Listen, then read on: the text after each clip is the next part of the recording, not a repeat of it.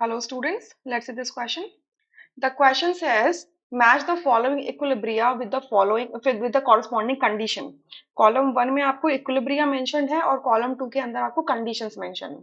सो अगर column one में आप देखोगे तो क्या लिखा है, liquid is changing into vapour. Liquid का इक्विलिब्रियम दिया है वेपर के साथ में, सॉलिड का इक्विलिब्रिया दिया है लिक्विड के साथ में, सॉलिड का फिर वेपर के साथ में, और डी में दिखा है सॉलिड सॉल्यूट है, सॉलिड है, उसका इक्विलिब्रिया दिया है सॉलिड सॉल्यूट इन सॉल्यूशन.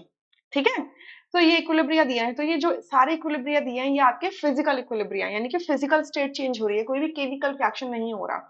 और ये जो सर्टेन फिजिकल इक्विलिब्रिया है एक सर्टेन कंडीशन पे ही अचीव हो सकते हैं. इक्विलिब्रिया का मतलब क्या होता है कि rate of the forward reaction is equals to rate of the backward reaction हो जाए, तभी वो इक्विलिब्रियम कंडीशन होती है. ठीक है, सो पहले में लिखा है लिक्विड और वेपर का इक्विलिब्रिया, मतलब लिक्विड फेज अपने वेपर फेज में कब इक्विलिब्रियम पे रहेगा, मतलब लिक्विड का वेपर में चेंज कब होता है, इसके बॉइलिंग पॉइंट पे.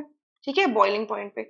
बॉइलिंग पॉइंट क्या होता है, एक ऐसा टेम्परेचर होता है जिसमें आपका लिक्विड वेपर में कन्वर्ट होना स्टार्ट कर देता है. ठीक है, अंडर द एटमॉस्फेरिक कंडीशन. सो आपका ए का हो जाएगा 2. सेकंड में लिखा है लिक्विड और सॉलिड और लिक्विड का इक्विलिब्रिया, यानी कि सॉलिड फेज लिक्विड फेज में कन्वर्ट होगा. तो सॉलिड का मेल्टिंग पॉइंट होता है. तो ये जो सेकंड में जो इक्विलिब्रिया लिखा हुआ है ये किस पे अचीव होता है, मेल्टिंग पॉइंट पे अचीव होता है. मेल्टिंग पॉइंट अगेन वो एक ऐसा टेम्परेचर का पॉइंट होता है, टेम्परेचर होता है, फिक्स टेम्परेचर होता है जिस पर आपका जो सॉलिड है वो लिक्विड में चेंज हो जाता है under the atmospheric conditions. Clear. C में लिखा है सॉलिड और वेपर्स का. तो सॉलिड जब डायरेक्टली वेपर में कन्वर्ट होते हैं तो उस प्रोसेस को हम सब्लिमेशन कहते हैं. तो सब्लिमेशन का पॉइंट होता है. ठीक है, मतलब एक सर्टेन टेम्परेचर होगा जिसमें सॉलिड वेपर में कन्वर्ट होगा. क्लियर. तो सी का क्या हो जाएगा, 3 हो जाएगा. And solid solute solid condition में और सॉलिड सॉल्यूशन के अंदर, यानी कि कोई भी सॉल्यूट को आपने सॉलिड लिया है और फिर उसका सोल्यूशन बना दिया, मे बी एक्वा सोल्यूशन बना दिया लेट से. तो जब इनके बीच में इक्विलिब्रिया हो जाए, ठीक है, कि कितना सॉल्यूट एज अ सॉलिड बाहर है और कितना सॉल्यूट आपका सॉल्यूशन के अंदर प्रेजेंट है, तो उस केस में हम क्या बोलते हैं कि आपका जो सॉल्यूशन है वो सैचुरेट हो चुका है. ठीक है, यानी कि इक्विलिब्रियम कंडीशन आ गई है, तो ये सैचुरेटेड सोल्यूशन कहलाता है. सो अगर आप ऑप्शन देखें तो कौन सा करेक्ट हो जाएगा, ए का 2, बी का 4, सी का 3 एंड डी का 1, यानी कि फर्स्ट ऑप्शन यहाँ से करेक्ट होगा, rest options would be incorrect.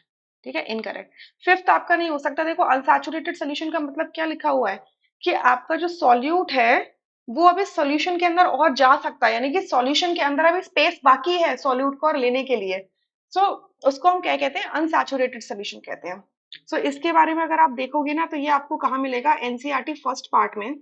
First part NCERT आप इक्विलिब्रियम वाले चैप्टर जब ओपन करेंगे तो स्टार्टिंग में ही बिल्कुल आपको क्या लिखा हुआ है, जो फिजिकल इक्विलिब्रिया के बारे में लिखा है, तो ये आप पढ़ना स्टार्ट करेंगे पेज नंबर क्या पेज नंबर है ये, 193 से.